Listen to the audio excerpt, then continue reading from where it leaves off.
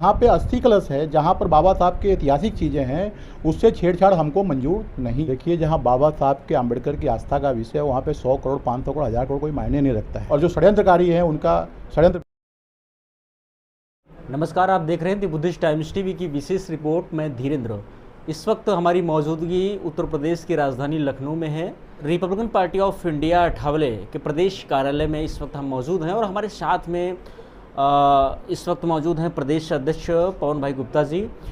जैसा कि आज रिपब्लिकन पार्टी ऑफ इंडिया का उत्तर प्रदेश का जो प्रमुख मुद्दा है, डॉक्टर भीमराव अंबेडकर महासभा को हटाए जाने को लेकर के, इसके विरोध में जो लोग इसको हटाना चाहते हैं, रिपब्लिकन पार्टी ऑफ इंडिया ने आज जोरदार प्रदर्शन किया, जिसमें हज़ारों लोगों ने जो है इसमें प्रतिभाग किया और एक कड़ा विरोध प्रदर्शन जाहिर किया। हम जानेंगे कि आखिरकार ये इसका उद्देश्य क्या था, जो हजरतगंज प्रतिमा स्थल से लगा करके अंबेडकर महासभा को जाना था, और पूरा बीच का कैसे का पूरा कार्यक्रम रहा। सर, स्वागत है आपका। देखिए, हम लोगों ने बाबा साहब का माला पहनाने के बाद में जब जाना शुरू किया, तो यहाँ का पुलिस प्रशासन ने हमको वहाँ रोकने का काम किया, और उनका कहना है कि जो आपकी मांगे हैं, अस्थि कलश नहीं हटेगा। उसको वहाँ के जो अध्यक्ष हैं महासभा के, उन्होंने फेसबुक पे डाला है कि अस्थि कलश यहाँ से नहीं हटेगा। लेकिन हम उस बातों को विश्वास नहीं करते हैं कि क्योंकि कल तक ये लोग कह रहे थे कि अस्थि कलश यहाँ से हटेगा, आज कह रहे हैं नहीं हटेगा। तो इन लोगों की बातों को विश्वास नहीं है।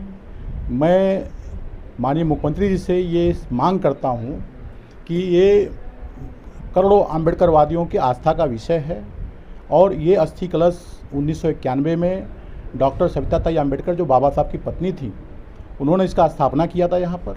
उसके बाद यहाँ महाबोधि वृक्ष का यहाँ पे स्थापना हुआ। उसके बाद यहाँ पर बाबा साहब अम्बेडकर की मूर्ति का अनावरण किया गया राजनाथ सिंह जी के हाथों से।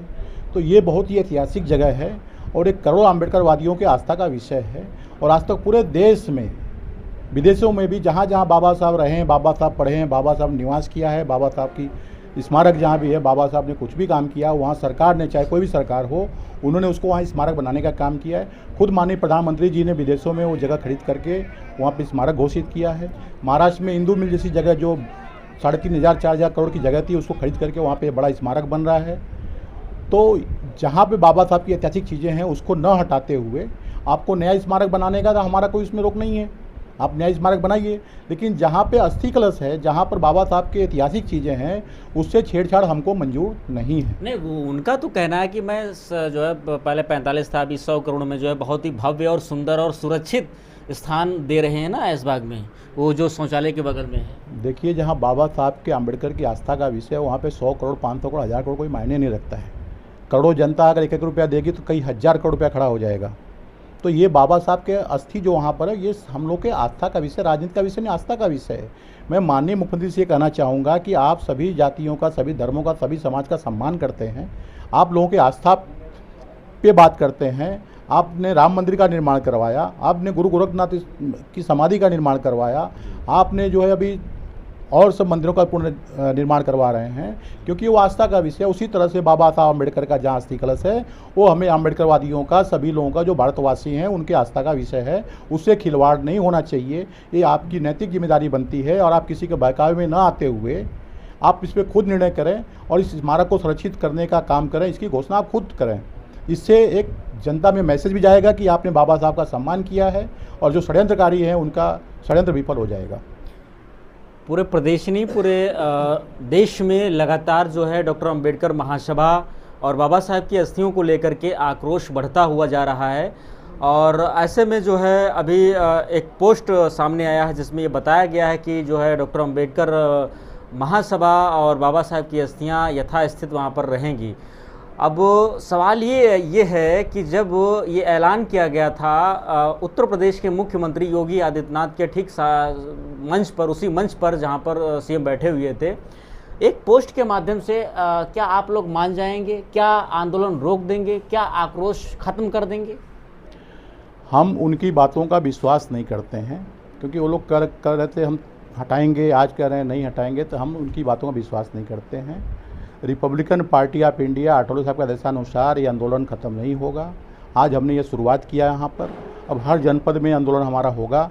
डीएम को ज्ञापन दिया जाएगा, और आने वाले 9 अगस्त को लखनऊ के अंदर हज़ारों की संख्या में कार्यकर्ता वापस जमा होंगे और हम लोग बाबा साहब की मूर्ति को माला पहनाते हुए मुख्यमंत्री आवास तक मार्च करेंगे।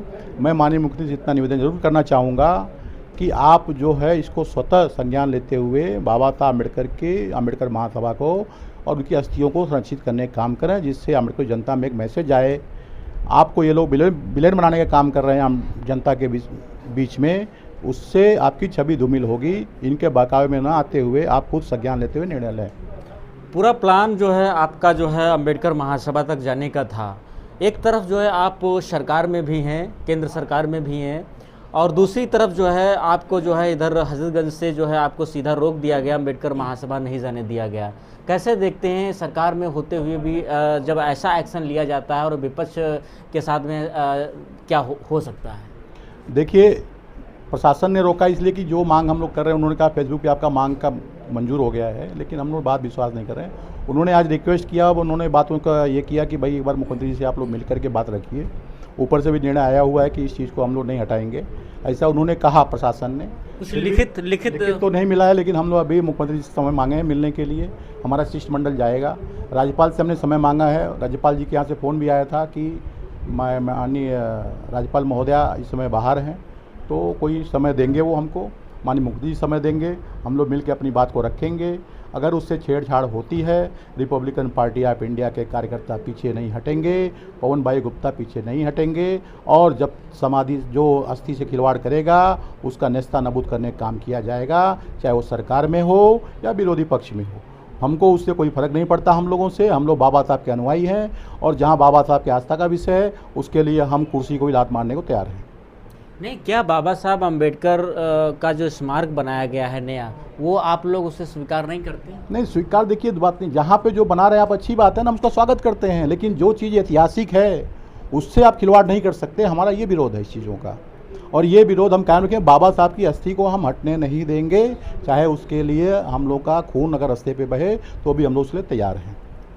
तो ये बहुत ही अहम और प्रमुख जो है मुद्दे रखे हैं सरकार के बीच में।